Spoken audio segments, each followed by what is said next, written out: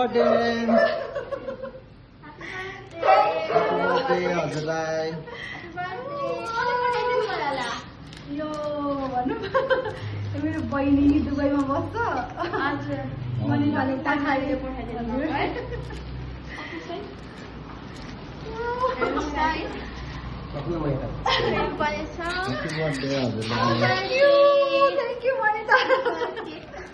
के भन्नुहुन्छ बहिनीलाई?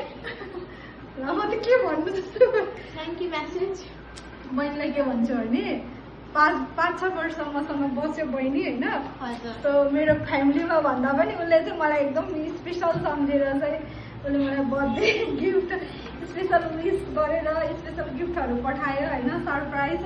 सो म एकदम धेरै कस्तो इमोसनल पनि भएको छु अनि खुसी पनि भएको छु। अनि थ्याङ्क यू बहिनी भनेर भन्छु।